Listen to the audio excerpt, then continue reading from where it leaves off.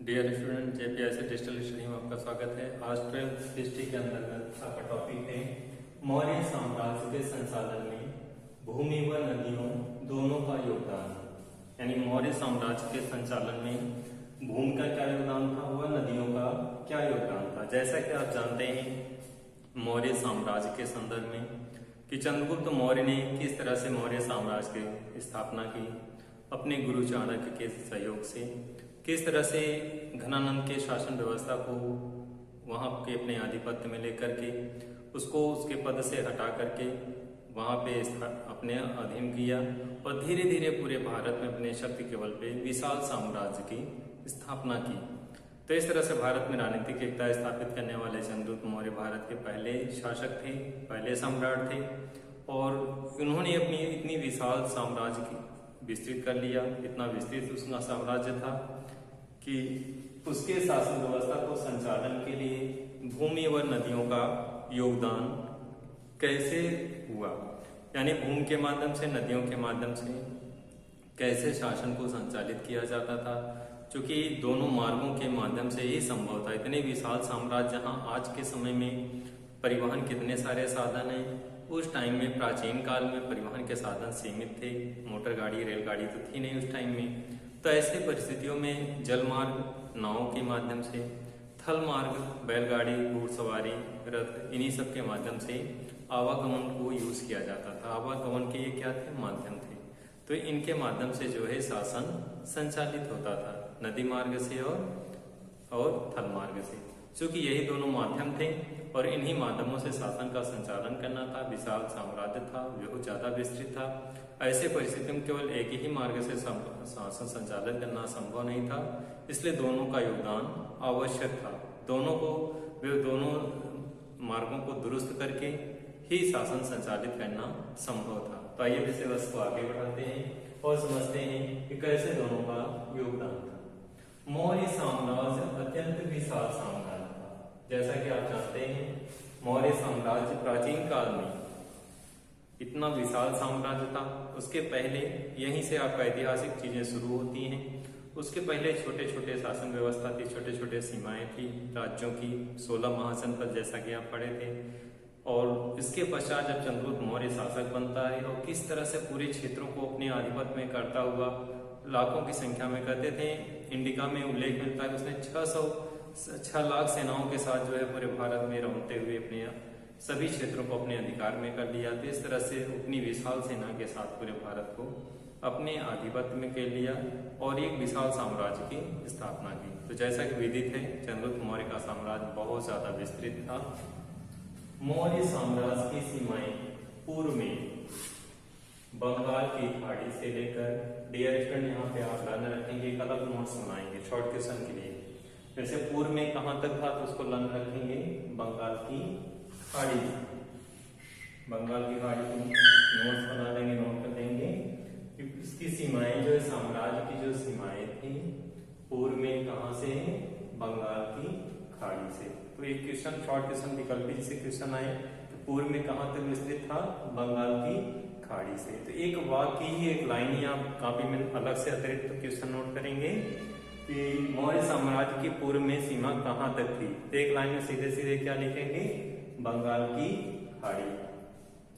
Video में इसलिए बता दिया जा रहा है कि आप क्लास में नहीं हो, घर बैठे हो, तो घर बैठे ही अपना वीडियो जो देख रहे हैं तो आप उसी वीडियो में के माध्यम से आप जो है शॉर्ट क्वेश्चन, छोटे छोटे प्रश्न जो महत्वपूर्ण हैं इसीलिए इंडिकेट करते रहते हैं कि आप जो है जहां अति लघु प्रश्न लिख रहे हैं उन्हीं में से ऐड कर लिया करें।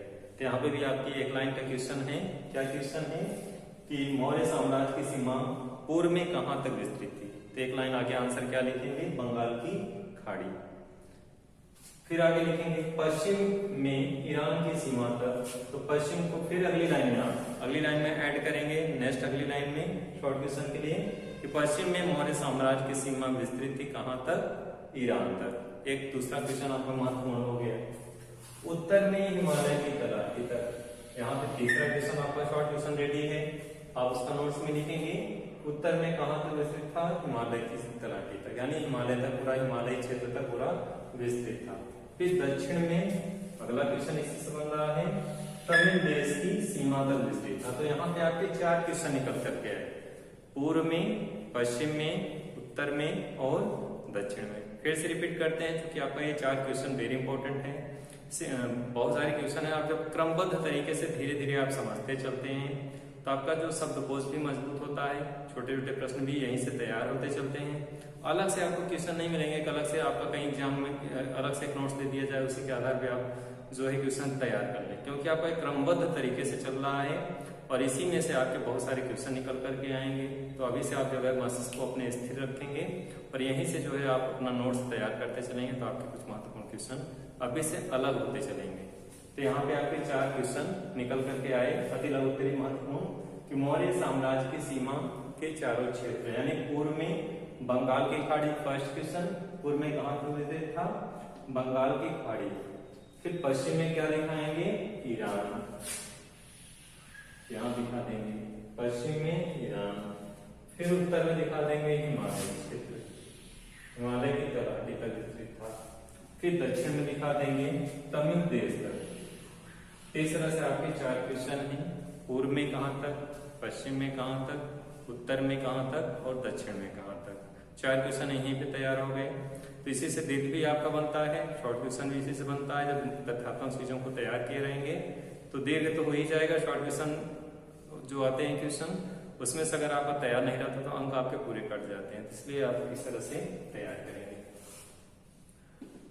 तो इस तरह से इतना क्षेत्र से क्या ज्ञात होता है, मौर्य साम्राज्य की सीमाएं जो है बहुत ज्यादा विस्तृत थी। एक विशाल साम्राज्य की स्थापना चंद्रगुप्त मौर्य ने किया था। इन तथ्यों से ज्ञात होता है कि मौर्य साम्राज्य की सीमाएं बहुत ही विशाल और विस्तृत थी। आगे बढ़ेंगे।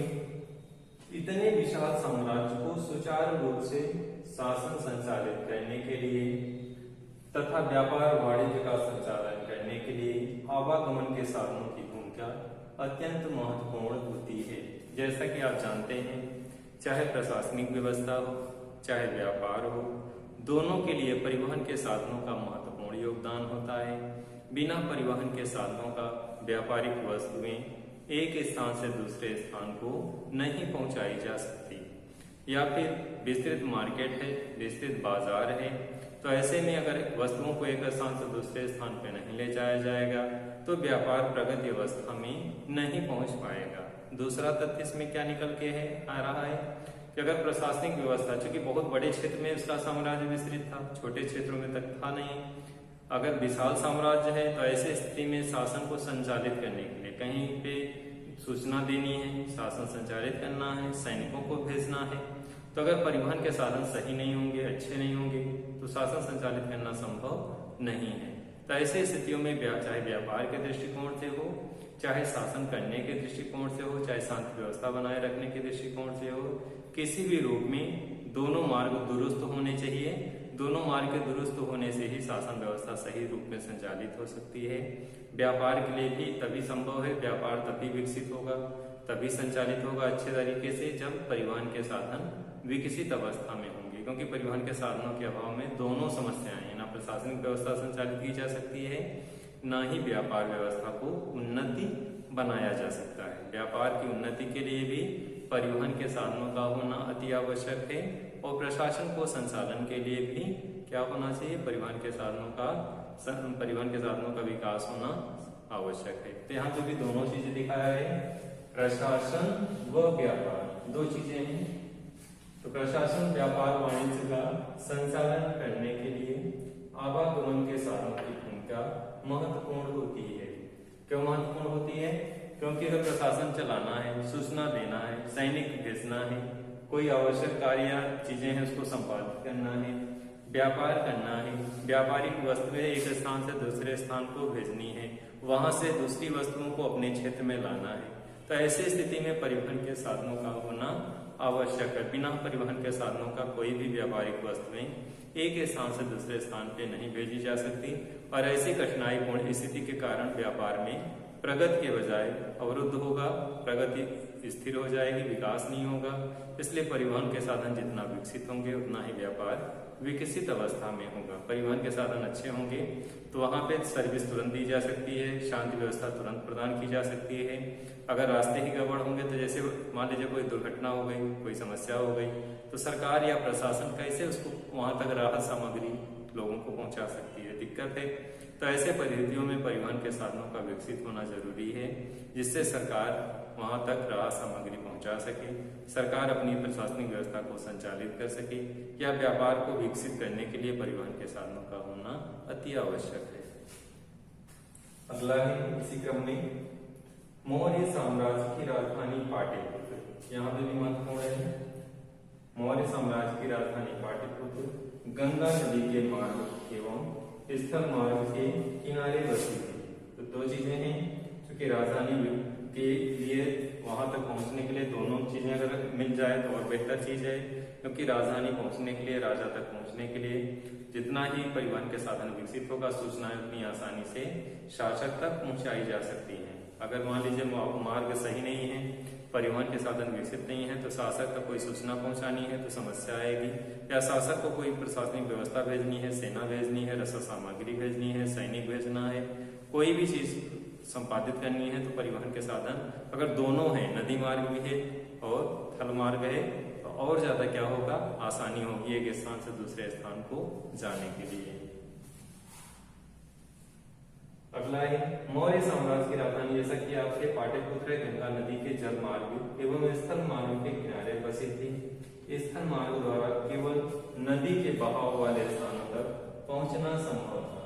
तो इस तरह से नदी के बहाव वाले स्थानों तक पहुंचना संभव था, इसलिए स्थल मार्गों का भी आवश्यकता थी। जैसा कि आप जानते हैं, कभी कभी कोई समस्या उत्पन्न हो जाती है, एक मार्ग अवरुद्ध हो जाता है तो दूसरे मार्ग से सहयोग लिया जाता है। तो ऐसे परिस्थितियों में चूंकि अगर नदी मार्ग भी विस्तृत है, तो थल मार्ग और जल मार्ग दोनों के माध्यम से आसानी से आवागमन को उपयुक्त बनाया जा सकता है, उसका लाभ मिल सकता है। तो चूंकि राजधानी केंद्र था और ऐसी स्थिति में कोई सूचना का आदान प्रदान होगा, कोई वस्तुएं एक दूसरे स्थान से लानी हो, तो परिवहन के दोनों साधन विकसित अवस्था थे, दोनों के माध्यमों से परिवहन के साधनों का लाभ मौर्य काल में लिया जाता था। दोनों मार्गों की उचित व्यवस्था बहुत ज्यादा अनिवार्य थी, क्योंकि साम्राज्य इतना विस्तृत था, तार्किक चीजें हैं, दोनों की आवश्यकता इसलिए थी, आवश्यकता भी थी, इसलिए आवश्यकता थी क्योंकि विशाल भारत के विशाल साम्राज्य पे मौर्य साम्राज्य विस्तृत था, और ऐसी स्थिति में चूंकि इतना बड़ा क्षेत्र में शासन चलाने के लिए बहुत ज्यादा परिवहन के साधनों का विकसित होना आवश्यक है। उस टाइम में जल मार्ग और थल मार्ग दोनों को दुरुस्त करना आवश्यक था। मान लीजिए आवागमन के मार्ग बाधित हो जाए, कोई दिक्कत हो जाए, तो ऐसी स्थिति में जल मार्ग के द्वारा वहां तक आसानी से पहुंचा जा सके। तो ये दोनों मार्गों का उपयोग किया जाता था, इसलिए किया जाता था क्योंकि क्षेत्र बहुत ज्यादा विस्तृत था और कहीं कोई कठिनाई न हो, इसलिए जो है दोनों मार्गों के माध्यम से प्रशासनिक कार्य संचालित करने के लिए, व्यापार को प्रगति तक लाने के लिए दोनों चीजों का उपयोग किया जाता था। साम्राज्य विशाल होने के कारण समय समय पर होने वाले विद्रोह व आक्रमण, डियर स्टूडेंट, जैसा कि आप जानते हैं, जब साम्राज्य विस्तृत होगा तो स्वाभाविक है कहीं न कहीं कोई न कोई समस्या भी उत्पन्न होगी। कभी कभी विद्रोह हो जाते थे, कभी कभी कोई शासक मान लीजिए अपने को स्वतंत्र घोषित कर लेता था कि हम राजा की बात नहीं मानेंगे, हम खुद ही शासक हैं। तो ऐसी स्थिति में वहां के विद्रोह को दबाने के लिए सेना भेजनी पड़ती थी। सैनिकों को भेजने के लिए अगर रास्ते अगर सही नहीं होंगे, जल मार्ग अगर थल मार्ग दोनों दुरुस्त नहीं होंगे, तो ऐसी स्थितियों में वहां पे उन विद्रोहों को कैसे दबाया जा सकेगा। तो इसलिए जो है थल मार्ग और स्थल मार्ग दोनों की सहायता से विद्रोहों को दबाने में सहायता ली जाती थी। कहीं आक्रमण हो रहा है, आक्रमण भी करना है, तो दोनों मार्गों से सैनिक पहुंचते थे। दोनों मार्गों से विरोधी जो विपक्ष होता था उससे लड़ने के लिए या उस पर हमला करने के लिए दोनों मार्गों का उपयोग किया जाता था। इन मार्गों के संचालन होना जरूरी था। यदि थल मार्ग अवरुद्ध हो जाता था तो जल मार्ग से आवागमन का उपयोग किया जाता था। मान लीजिए विद्रोह के समय या कोई दुर्घटना के समय दुश्मन देश के सैनिक खड़े हैं रास्ते में, कोई दिक्कत है, तो दूसरे मार्गों से चूंकि विकल्प अगर है तो उससे लाभ होता था। दुश्मन एक जगह भी इंतजार कर रहा है, पता चला सैनिक दूसरे रास्ते से पहुंच गए। इससे जब कई मार्ग होते हैं, थल मार्ग भी और जल मार्ग भी, तो दोनों से जो है चाहे विद्रोह के समय हो चाहे आक्रमण के समय हो, दोनों से सहायता प्राप्त होती थी। तो इस तरह से मौर्य साम्राज्य में शासन संचालन में भूमि व नदी दोनों मार्गों का योगदान था। चूंकि विशाल बहुत ज्यादा विस्तृत था, जगह जगह पे व्यापार की व्यवस्था को संचालित करने के लिए, प्रगति तक पहुंचाने के लिए, या फिर प्रशासनिक व्यवस्था को संचालन में सैनिकों को भेजना है, सूचनाओं का आदान प्रदान करना है, कर्मचारियों को भेजना है, रसद सामग्री भेजनी है। इन सभी के लिए दोनों मार्गों का उपयोग किया जाता था। एक मार्ग से शासन चलाना संभव नहीं था। परिस्थितियां भी अनुकूल थी, इसलिए जो है दोनों मार्गों का उपयोग किया जाता था। डियर स्टूडेंट, इस वीडियो में इस विषय को यहीं समाप्त करते हैं। फिर से एक नए वीडियो के साथ, नए विषय वस्तु के साथ प्रस्तुत होंगे। धन्यवाद।